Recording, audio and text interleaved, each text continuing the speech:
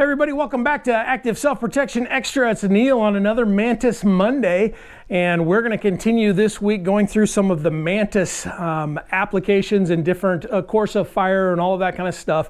Again, you don't need a Mantis for this, but it makes it a whole lot more fun. Today's video is brought to us by Mantis. The Mantis family of products is integral to ASP staff building handgun and carbine skills and are your most economical and fastest path to improvement in your skills too. Whether you choose the X10, the Laser Academy, the Blackbeard, or use them all in concert, they will help your practice be more effective, efficient, and fun. Go check them out, pick up a unit, and thank them for sponsoring today's video. Okay, so last week, if you watched, I introduced you, or reintroduced, and I know a lot of folks already know what the Mantis is. I've got the Mantis here on my VP9 right here on the base plate of the mag block in there. See my visual indicator that I've got a barrel block, so I can do this safely in my dry fire dojo down here in the basement. But last week I introduced you to the benchmark. This week I want to introduce you to the timed benchmark, and to be completely honest, I had never done this until just a couple minutes ago. I'm like, I don't know if I can do this, but basically what it is, it's the exact same thing as the benchmark where you shoot your 10 best shots, but now they time you and you have 20 seconds to get 10 shots off and you get a good score, or get your best score in 20 seconds. So you've really got to get your hands moving, and the reset comes into play, so you're not going to take a whole ton of time. You really got to kind of get on your trigger and go. It's kind of an interesting one. I've done it 2 times off camera just to see if I could. The first time, I only got 7 of the 10 shots off. And the second time I barely got it. I think it was 17.9. I've got it right here off screen here. It's averaged 91 here. So I'm gonna set this up here so you can see the camera, or you can see the Mantis unit. I think that gets you on screen, yeah. And so you can see my 20-second benchmark. My total time was 17.9, and I averaged 90.1. Let's see if it shows. Doesn't show the score, so I'm going to do one for you and we're going to see what happens. Wish me luck. So I would recommend, if you haven't done this a lot, get your gun ready, be on target, and I think it's okay to have your trigger or your finger on the trigger, so you at least give yourself a little bit of a cheat to start. And I get it, I'm going to cheat in my gunfight. Everybody already knows I'm a cheater, so let's just get after it. So here we go.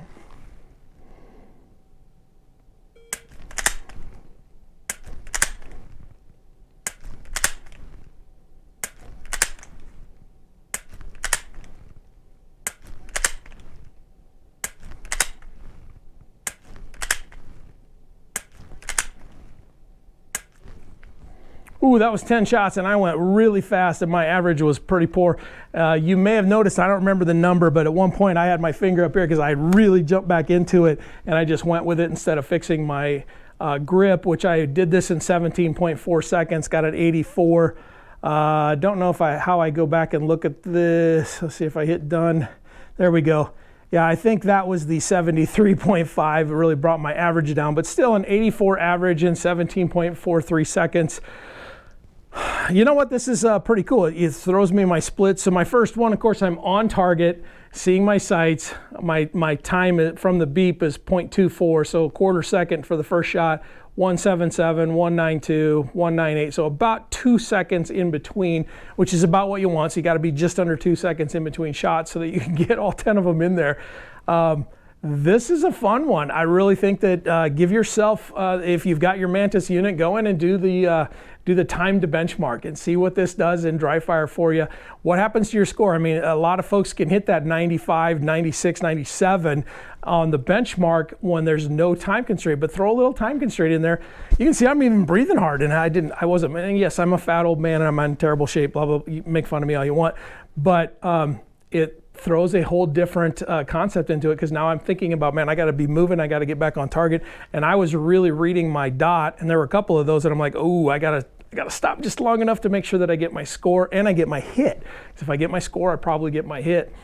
If you don't have the Mantis to do this, it's the exact same thing. Set yourself a par timer You can use your cell phone, just set up a timer of some sort that when you hit go, it gives you 20 seconds. If you've got a partner that can do this with you, if you've got a shot timer that will let you do a 20-second par, then you can just basically set up using whatever target you want, but now you've really got to read your sights. And again, I think this is where the dot comes into play, where it really shines, is that you can pick up so much more of the movement with your dot than you can with your front sight. And you have to really call your shots and be present 10 times in a row in 20 seconds. There's a lot there.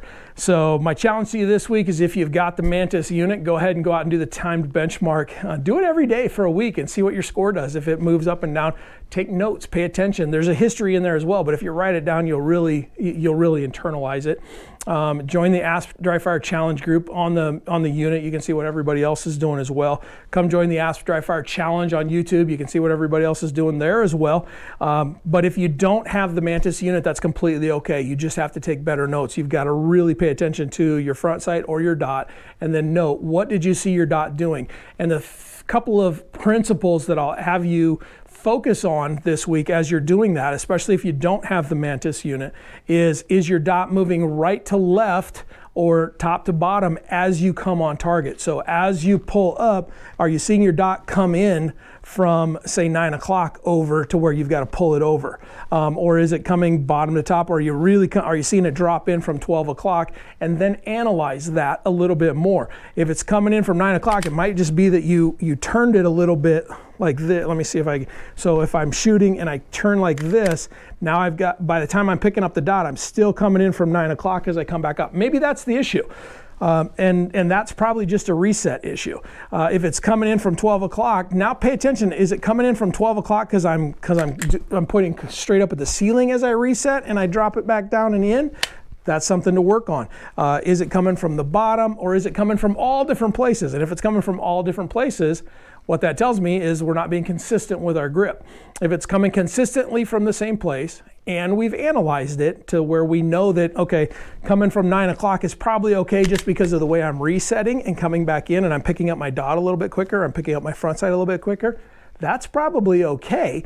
But analyze that, pay attention to it, and fix it if it needs to be fixed. Everybody's gonna be a little bit different, and everybody's gonna be a little bit different speed. 20 seconds is kind of moving to get 10 shots off in dry fire and do it accurately. So if your score comes in in the 50s, don't sweat that. Just have some fun with it. Understand that's where you are today. Move forward. Keep practicing. You're going to get better. If I'd have done this 2-3 years ago when I first started with the Mantis unit, I'd probably be in the 30s. So don't sweat that at all. Everybody is at a different place. And, there's going to be people that are in the high 90s as well. They're going to be outshooting me tenfold. I'm not the greatest shooter on the planet. I feel like I'm above average and I work pretty hard at it, but I haven't been putting in the work that I probably should have been. But here's a fun one. Have a good time with it. We'll see you next week.